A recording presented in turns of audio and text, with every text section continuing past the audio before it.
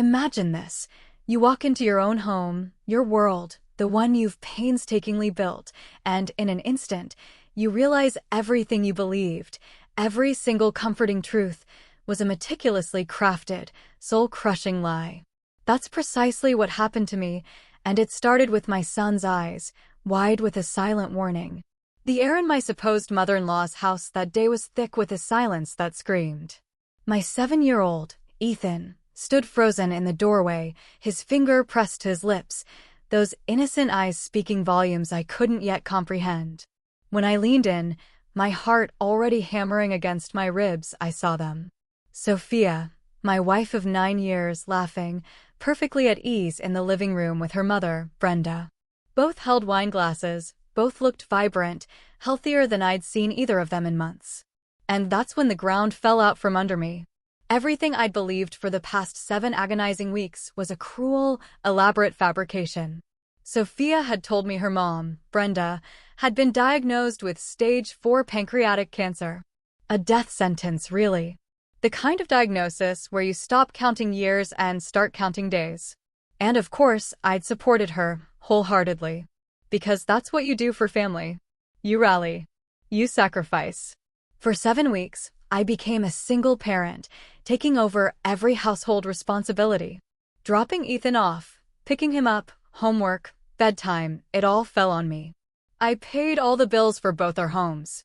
And get this, I even sent Sophia $8,000 to cover medical expenses and whatever else they needed. I trusted her. Completely. The way you trust the person you've built a life with, the mother of your child. Why would I ever question a cancer diagnosis? Who would lie about something so horrific? But the weird signs, they started about 3 weeks in. Little things, nagging at the back of my mind. I felt guilty even noticing them, pushing them away. Sophia was posting daily updates on Facebook about her caregiving journey, racking up hundreds of likes and comments. Day 21 of caring for mom.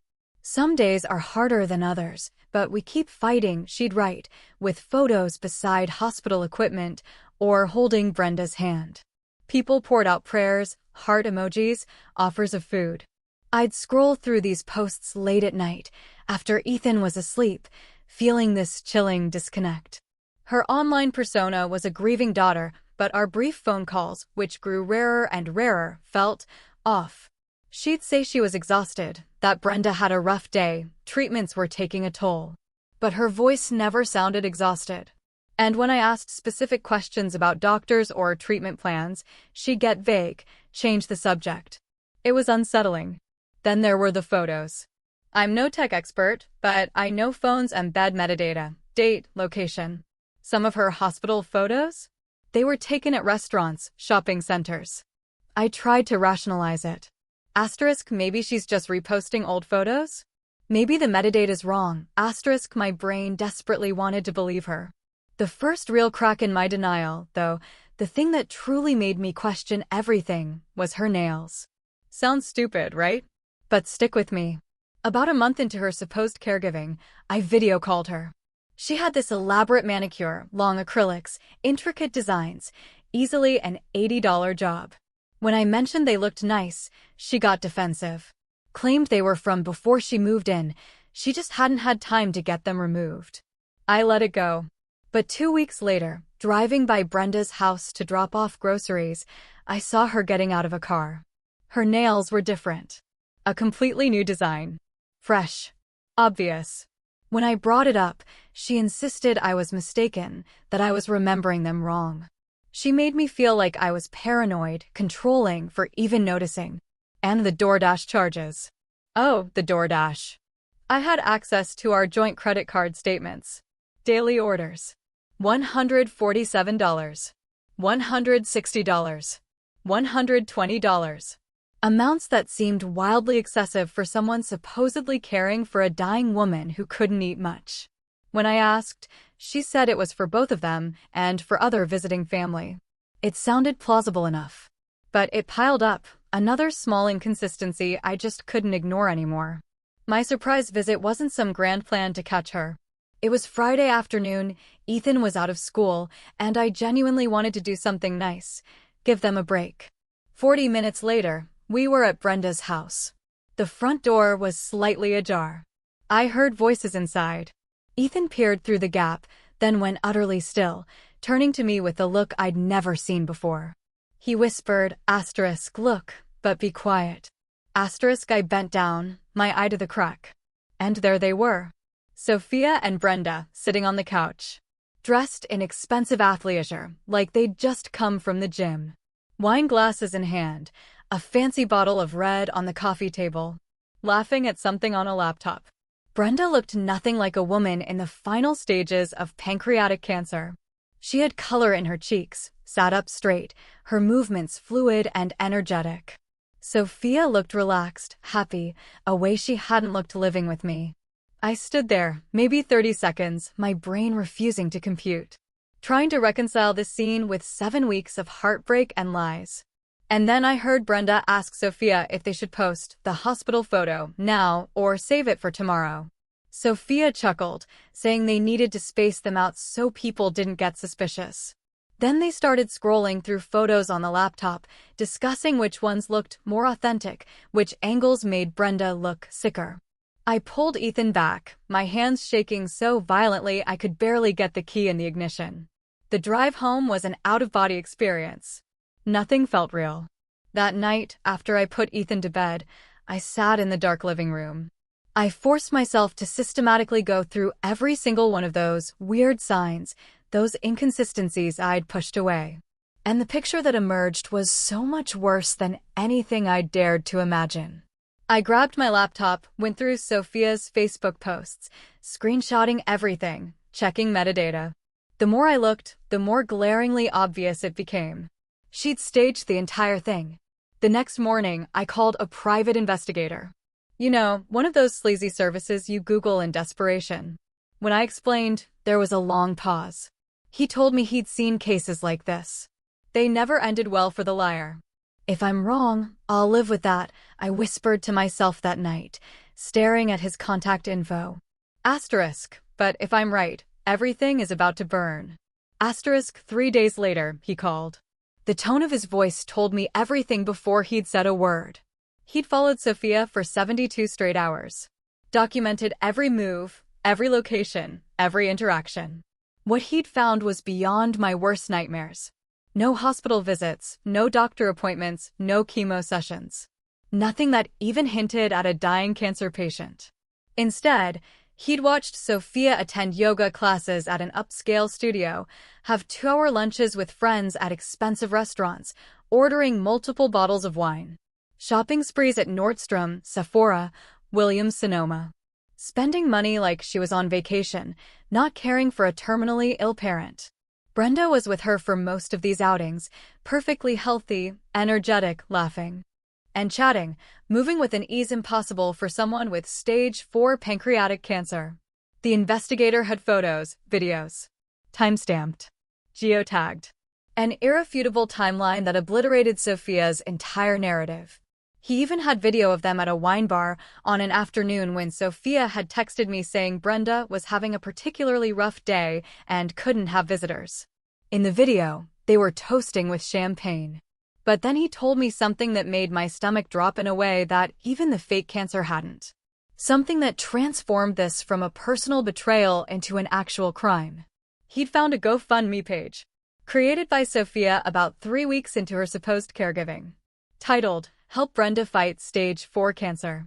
A long, emotional description about her mother's diagnosis, the devastating financial burden, how any support would mean the world. The page featured photos of Brenda looking frail and weak, obviously staged with props and lighting to make her look genuinely sick.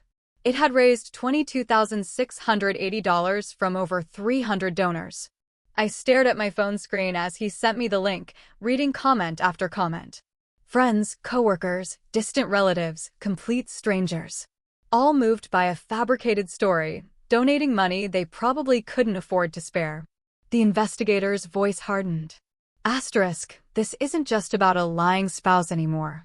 This is felony fraud. Federal wire fraud. He said the words slowly, making sure I understood. This was prison time, not just fines. I thanked him, ended the call. A sick feeling swelled in my chest as I scrolled through that GoFundMe. I recognized so many names. Sophia's office colleagues, $100 here, $50 there. Neighbors. Even some of my own family, who'd contributed without telling me, wanting to help during what they thought was a devastating time. Sophia's best friend had donated $500, commenting how Brenda was like a second mother. Ethan's teacher gave $75. A couple from our church, $200 with a note about prayers. Strangers moved by compassion. Every single one of them manipulated. Stolen from. That same afternoon, I called a lawyer specializing in divorce and fraud. Laying out everything, she leaned back, let out a low whistle. This, she said, is one of the clearest cases of charity fraud I've seen in 15 years. What Sophia had done wasn't just morally wrong, it was multiple felonies, wire fraud, theft by deception at minimum. She asked if I wanted to pursue criminal charges or just handle it through the divorce. Pressing charges meant Ethan's mother could go to federal prison. But then she pointed out something I hadn't fully considered. All those people who donated deserved to know they'd been scammed. Deserved their money back. Staying silent would make me complicit. She advised me to gather every piece of evidence, document everything meticulously, and be prepared for it to get very ugly, very fast. I left her office with a strategy that felt both necessary and terrifying. A plan to expose everything simultaneously so Sophia couldn't control the narrative or destroy evidence. The lawyer also suggested filing for divorce immediately, running it parallel to the criminal investigation. That evening, I started building the case. Systematically. Months of credit card statements. Matching charges to Facebook posts.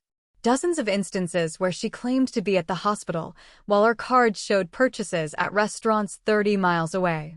All the investigators' photos and videos, organized by date and location. An undeniable timeline of deception. Every post Sophia made. Every comment. Every update. The entire GoFundMe page, donors, comments, downloaded, preserved before she could delete it.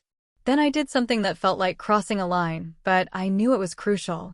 I called Brenda's oncologist, the doctor Sophia had mentioned repeatedly. The receptionist initially cited privacy laws. But when I explained I was verifying a cancer diagnosis for legal purposes and would obtain a subpoena if necessary, she transferred me to the office manager. The manager put me on hold. When she came back, her voice was carefully neutral. She confirmed Brenda had been a patient, but discharged over a year ago after treatment for a non-cancerous growth. She had no current cancer diagnosis. Was considered completely healthy. No follow-up appointments scheduled. I asked if she'd provide that in writing if I got a subpoena. She said the office would comply. That phone call was the final nail in the coffin of any lingering doubt. Absolute proof. This wasn't a misunderstanding. This was a calculated fraud. Sophia and Brenda hadn't just stretched the truth, they'd invented a terminal illness from scratch to manipulate everyone for money, sympathy, and apparently, just time away from real responsibilities. I spent the next 2 days drafting emails. Careful messages. Enough evidence to be credible, not overwhelming. One to the police, with the investigator's report, a detailed timeline. One to GoFundMe's fraud department, documentation of the fake cancer, proof from the medical office. One to the 3 local news stations, because I knew this kind of story, a feel-good donation campaign turning out to be a scam, was exactly what they covered. And one final email. To all 300+ donors. BCC. Explaining what I'd discovered. Apologizing profusely for my wife's actions.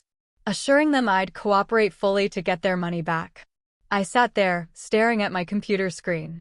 All 4 emails queued, ready. My finger hovering over the mouse. Knowing that once I clicked send, there was no going back. I thought about Ethan, how this would affect him. Was I doing the right thing, destroying his mother's life? But then I thought about all those people, stolen from, people who'd given out of genuine compassion. They deserved justice. And what kind of person would I be if I let Sophia get away with this? What kind of example would that set for Ethan about accountability? I moved my cursor over the send button. Whispered to the empty room, *, if I'm wrong, I'll live with that. But if I'm right, Everything is about to burn. Asterisk, I clicked. All 4 emails, sent simultaneously. They disappeared from my outbox. A strange mix of relief and absolute terror washed over me. There was no taking any of it back now. Within 20 minutes, my phone started buzzing. Responses from donors. Shock, anger, gratitude. I turned off notifications. I couldn't handle reading them in real time. The police department responded within an hour, opening an investigation, needing a formal statement. GoFundMe froze the account immediately, sending an automated message about starting their fraud review and working to return funds. 2 of the 3 news stations called that evening, asking for an on-camera interview. I agreed. I wanted everyone to know exactly what Sophia had done. No spinning, no playing the victim. The next morning, I packed up Ethan. Drove back to Brenda's house, where this nightmare began. I wanted to confront Sophia face to face, before she heard about the exposure from anyone else. Wanted to see her reaction. The front door was unlocked. I heard them inside, having what sounded like a casual planning meeting. Sophia's voice, saying they needed to post another hospital update soon, keep the donations coming, maybe add details about experimental treatments too. Justify asking for more money. I pushed the door open. Walked straight into the living room. They were both on the couch, laptop open, surrounded by shopping bags from their latest spree. The looks on their faces as they saw me, surprise, confusion, then something like pure fear. All in 3 seconds. Sophia started to speak, probably some fake excuse about how good it was to see me, why hadn't I called? But I cut her off. Asterisk, how long were you planning to keep this going, Sophia? Asterisk, she tried to play dumb, that innocent expression that might have worked 7 weeks ago. But I pulled out my phone. Started reading from the investigator's report, listing specific dates, locations, activities. I watched her face drain of color, from confused to pale to absolutely white.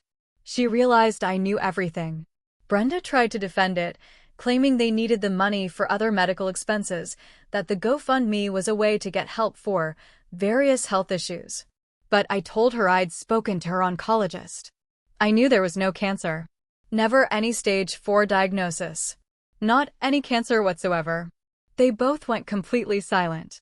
Finally, Sophia asked, her voice shaking, asterisk, what have you done? Asterisk, I told her the truth, without emotion. I'd sent everything to the police, to GoFundMe, to the news stations, and to every single person who donated. The color drained completely. She stood up, like she was going to run. I told her there was nowhere to go. That the police were probably already on their way. That she needed to understand the magnitude of what she'd done. She started crying then, saying she'd made a mistake, asking if we could just return the money quietly, make it all go away. Promising she'd never do anything like this again if I just helped her fix it. I almost laughed at the absurdity. Federal wire fraud, hundreds of victims, and she thought a quiet refund would erase it? Brenda started yelling at me, calling me vindictive, cruel for destroying their lives over what she called a harmless scheme that hadn't really hurt anyone.